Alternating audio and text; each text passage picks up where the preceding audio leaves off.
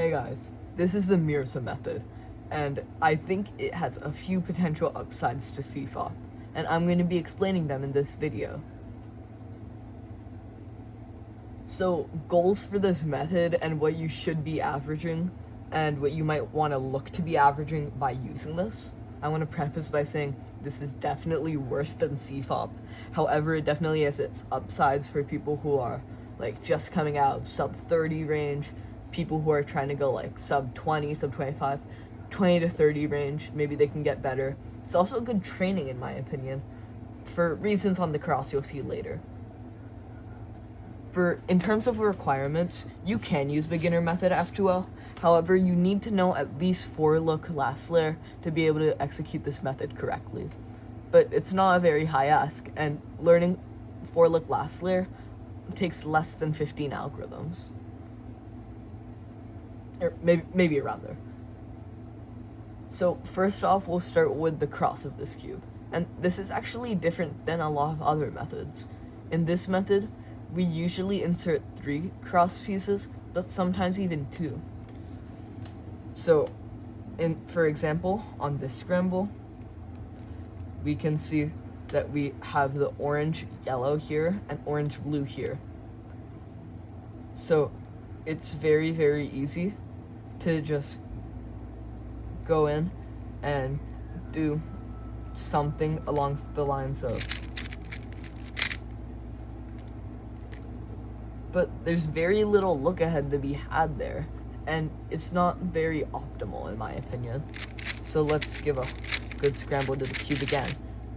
Here's another one. Now this is very easy to insert, and this is as well, but trying to do look ahead while inserting this piece is just not okay for people at my skill level and people who average a little bit less. For perspective, I average about 16 at the moment, know almost all of PLL, know about half of 1-look OLL, and in terms of F2L, it's not great. I average about 10 seconds on that. Anyways, back to what I was saying. On this scramble, we just put in 3, and this is really where the use cases come in. So rather than putting in a 4th, we can look ahead and plan our first 1, 2, even 3 in some cases I've gotten F2L pairs. So you're gonna align it here and just make your 3 cross. The 2 cross is there, and I'll explain how to do that in a later part of this video, but that's really not what you want to be focusing on. I'm sure me never even doing it would have been fine for my average. So then we're just going to do F2L as you normally do it. I'm not going to say anything because my F2L is crazy inefficient, so yeah.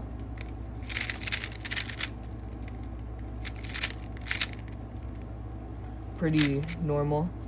We're going to talk about this a little later. Pretty normal F2L.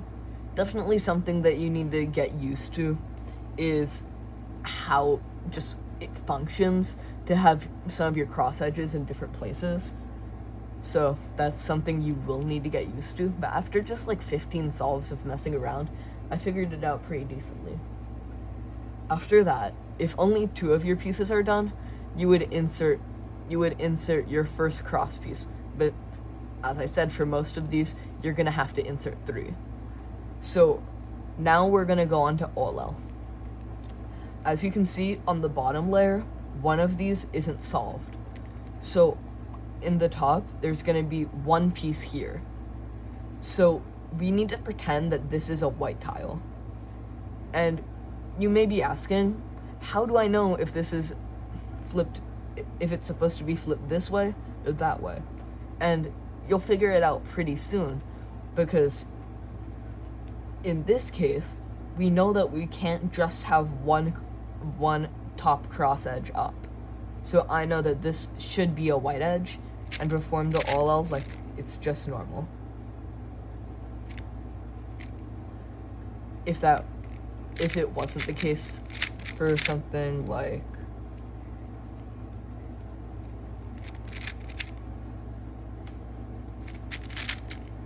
this, we know that this can't be flipped over because, you can't just have 1 or 3 top cross edges. So in this case, I know I know what to do. So the next step of the cube is inserting your cross piece. And there are 2 algorithms for this. The first one is if your cross piece is pointing upwards. And in that case, you're gonna make sure it's aligning with where it needs to be, like this. And do M, U2, M prime. This algorithm is something that you can really do from anywhere. Here, it's more of an S move. I'm not really sure about S primes and S's. Here's also pretty possible. Especially from the back. Might be easier to do it from the back. And then finally, you're going to be left with a PLL, which you just do as usual. But you may start doing this method, and you may realize something. Sometimes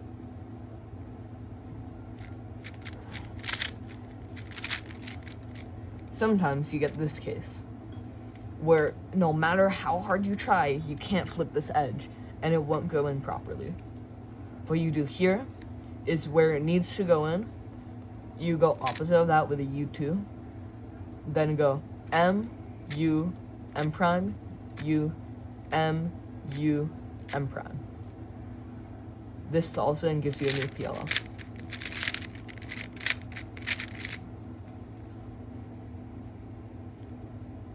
Now, we need to see a little bit of look ahead.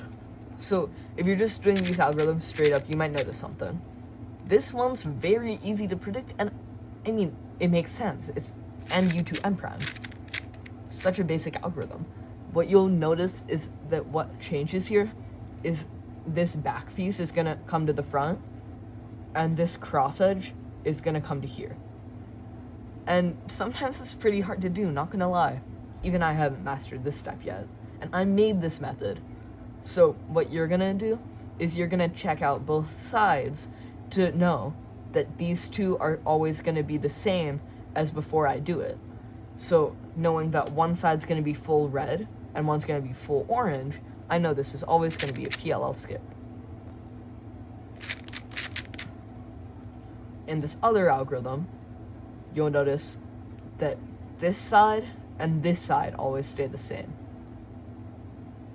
So I'm gonna do the algorithm, and this orange bar will stay, and this blue, red, blue will stay. As you can see. And this lets me know that since these 2 bars are staying, we're gonna have an EPLL.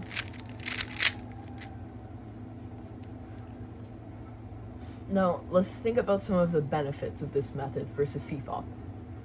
Firstly, the cross on CFOP sometimes is hard to do. Sometimes it's up to 8 moves for optimal cross users. But for people like you and me, sometimes we go up to 9, 10, 11, even 12 moves. And that's just not great. But when you're doing only 3 cross edges, it's very easy to find a solution for just 3, 4, 5 moves. And that lets us see very far into OLL. And we also have a couple cross options. So we can put in 1 edge or 2 edges. And I'll show you how to insert for a 2 edge. So the first step of inserting for a 2 edge is you have to make sure that the first edge and the second edge are opposite of each other. So I'll solve them opposite. Then we literally just do normal F2O.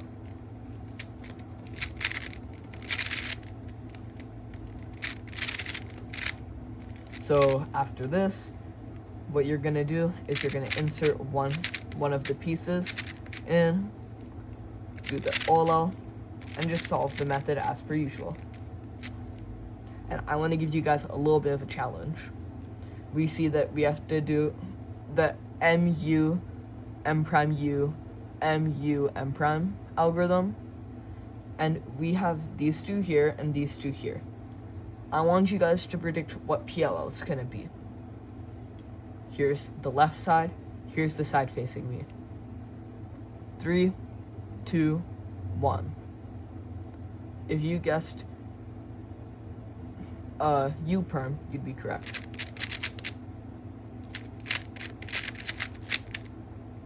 Good job. But there's a couple of things I haven't discussed yet. Firstly, pseudo-slotting is insane. Although parody, and finding edges early can be tricky. So what I mean by finding edges early is that sometimes, let's say that I'm doing the 3 cross part, sometimes this edge will be in the bottom. So first of all, it's very helpful to identify that one's going to be in the bottom in inspection. But if you can't do that, just know that it's easy to bring up at any point of the solve, and it's usually best when you're facing it. Then just do the solve like normal, and all is well.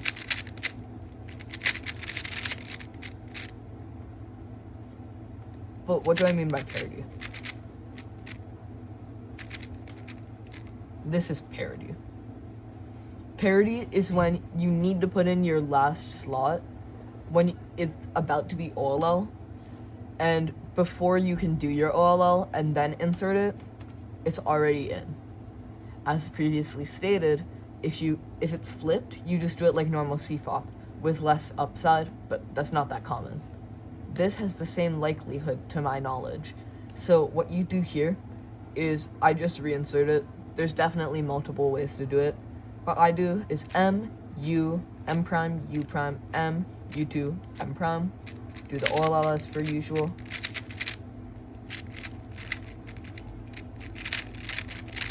PLL. But you can also do something where you just take it out and then solve the OLL. Solve the OLL. Then insert.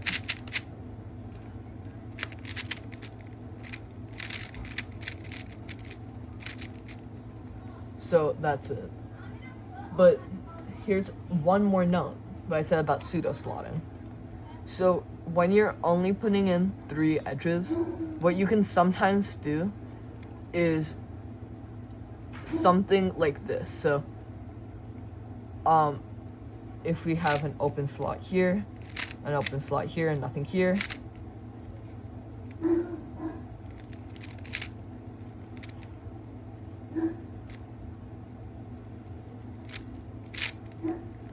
as you can see, we have an open slot here and here. And now, oh wait, I messed it up. My bad. But it's very easy to insert like this and then go back. I did it wrong in that scenario, but I very much encourage you guys to just mess around with pseudo-slotting in this method. And I think that's about it. If I missed anything I should have said, let me know down in the comments, but I think that's about it for the Mirza method. Comment below your best time and average. See y'all.